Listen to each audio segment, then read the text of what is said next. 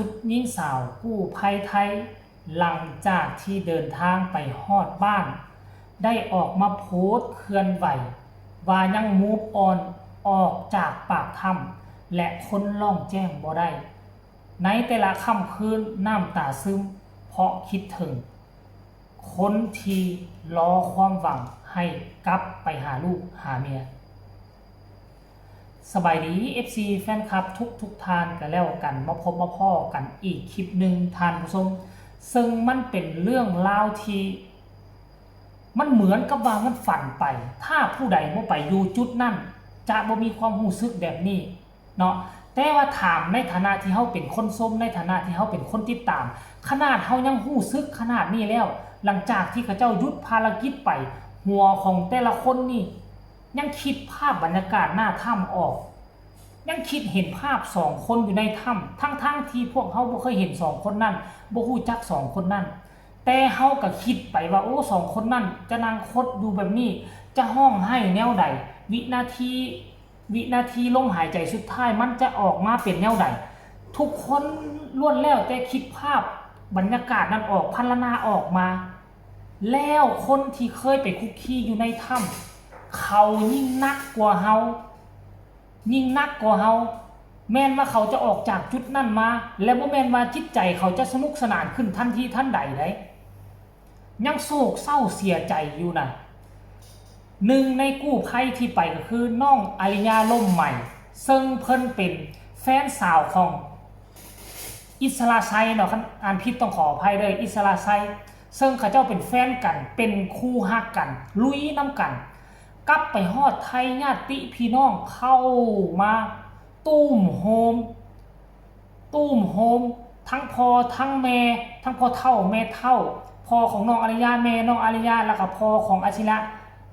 อิสราไซพากันมาโฮมร่วมถึงไทยบ้านอยู่หั่นแหละแล้วทั้งสองคนนี่ก็ได้นำเอาความภาคภูมิใจที่ได้ไปจากฝั่งลาวนั่นก็คือใบยกย่องเกียรติคุณทั้งระดับแขวงระดับจังหวัดและก็ระดับประเทศลาวได้ทั้ง2ใบเลยได้ทั้ง3ใบระดับกู้ภัยของลาวกับมอบให้ตืมเอาไปวางไว้หั่นมีขันห้ามีน้ำหมอกน้ำมนต์ที่พ่อแม่เขาเจ้าพากันมาเฮ็ดมีจ้ำเข้าแล้วก็เอาโยนทิ่มคือฝั่งลาวนี่แหละเอาเฮ็ดเสียคอหั่นน่ะจ้ำแล้วก็เอาโยนทิ่มเนาะเพื่อหวังว่าสิ่งที่บ่ดีมันมาติดมาจากในถ้ำมันจะได้ไปกับปั้นข้าวเหนียวหั่นน่ะท่านผู้ชมเอ้ยถึงแม้นว่าทั้งครอบครัวจะจัดพิธีเฮ็ดแบบนี้ให้มาอบอุ่นจิตใจแต่อาริยาล่มใหม่ก็ยังมูฟออนออกจากหน้าถ้ำบ่ได้จนได้ออกมาโพสต์เคลื่อนไหวแบบนี้เนาะดังที่ทุกคนเห็นอยู่ในรูปบ่แหละบ่น้ำตาซึมคิดฮอดหน้าถ้ำคิดฮอดความห่วงไม้ห่วงมือแล้วก็คิดฮอดมือที่จะจากจะลาทางเมืองเขาเจ้าจัดพาเข้าสามัคคีจัดผูกคอต่อแขนให้โอ้ยก็ทึกคือโคมท่านผู้ชมเพิ่นบอกว่ายังมูฟออนออกจากตรงนั้นบ่ได้เป็นห่วงและคิดฮอดทุกคนคิดถึงกับข้าวฝีมือแม่ครัวแก้งนั่นคิดฮอดทิมตุนพูดจากวนประสาทอยู่ตลอดคิดฮอดห้องน้ำซัวข้าวที่เอาผ้าใบมาล้อมไว้ที่อาบน้ำแคมซะญาติกันจับทออย่างว่าซั่นเด้คนที่ทุกคนย่างแล้วต้องมืนล่มว่าซั่นเด้ทุกตอนแรงจะต้องส่วนกันต้มมีไวๆต้มมาม่าคิดฮอดบรรยากาศนั่นสุดๆแล้วก็ใส่อีโมจิห้องให้ท่านผู้ชมเอ่ยโอ้ยรายละเอียดให้ทุกคนไปชมคลิปวินาที2คนไปฮอดบ้านผู้เฒ่าผู้แก่ภายในบ้านมาทำอูซูขวัญผูกคอต่อแขนให้ไปเบิ่งพร้อมกันเลยผมเลยข้าวหวานไม่ว่าใครจะนั่งเป็นเกย์ผมคุยเลยแต่นี่ก็แบบเห็นแล้วก็หาไม่จริงเลยเ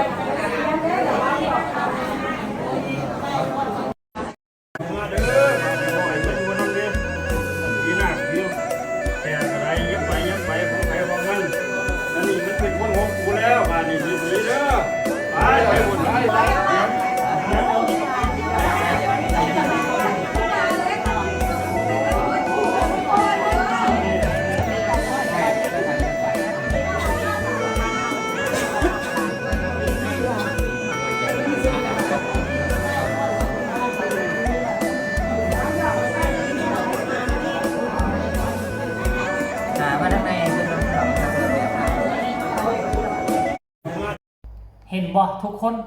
คือแยกกันบ่ออกอันใดประเพณีลาวอันใดประเพณีอีสานคือมันอันเดียวกันอ้อยต้อยเนาะมีการจ้ำเข้าแล้วก็โยนทิ่มก็คือกันอยู่ทั้งเท่ามืดหรือว่าเท่าผู้ผ่าเห็นบ่แล้วก็เฮ็ดเสียคอเสียน้ำคือกันเอาลงไปเฮ็ดอยู่แคมน้ำเลยก็มีการจ้ำเข้าจ้ำใส่แล้วก็มีการจมหมอกจมมนเว้าแนวดีๆไปแล้วก็เอาเข้าดันโยนทิ่มก็คือกันท่านผู้ชมแล้วเห็นภาพบรรยากาศแต่ละฮูกบ่เราห้องให้ตั้งแต่มือฮับใบยกย่องพุ่นน่ะบ่อยากจากลาบ่อยากจากไปขนาดคนที่ไปอยู่หั่นยังขนาดนี้แล้วเฮานี่น่ะก็ยังเป็นแบบนี้น่ะคนที่อยู่หั่นมันก็ต้องนักกว่าเฮาและพวกเจ้าคิดเบิ่งผู้ที่เป็นลูกเป็นเมียของสองคนนั่นเขาสิอยู่จังใดเขาสิกินจังใดไผสิดูแลเขาขนาดเฮาเป็นคนนอกเฮายังรู้สึกแบบนี้แล้วก็หวังว่าหลังจากที่ไปฮอดประเทศไทยไปอยู่ในอ้อมกอดครอบครัวอ้อมกอดพ่อกอดแม่เนาะก็ขอให้เจ้ามีสุขภาพร่างกายแข็งแรงคุณงามความดีที่เจ้ามากระทำครั้งนี้บ่ว่าจะชาวเมืองล่องแจ้งบ่ว่าจะชาวแขวงไส้สมบูรณ์ชาวบ้านพันไซชาวบ้านผาใหญ่รวมถึงประชาชนคนลาวหมดทุกคนฮู้เห็นประจักษ์ตาแล้วคุณงามความดีที่ครูฮักพวกเจ้าสร้างไว้ร่วมกับกู้ภัยไทยลาวมันจะส่งผลเฮ็ดให้ชีวิตของเจ้าเนาะมีความสุขประสบผลสำเร็จในอนาคตภายภาคหน้านี่แน่นอนอาริยาล่มใหม่กับอิสระชัยขอให้สองคนพวกเจ้าทำความดีต่อไปเพื่ออนาคตของผู้ที่เขาด้อยโอกาสและผู้ที่ต้องการความช่วยเหลือจะได้พึ่งพาอาศัยพวกเจ้าสำหรับคลิปนี้ค่อยก็นำเสนอเพียงแต่ซ้ำนี้ก็แล้วกันพวกเจ้าเห็นแล้วพวกเจ้ารู้สึกแนวใดก็สามารถคอมเมนต์กันมาได้ฝากกดไลค์กดแชร์ขอกล่าวคำว่าสบายดี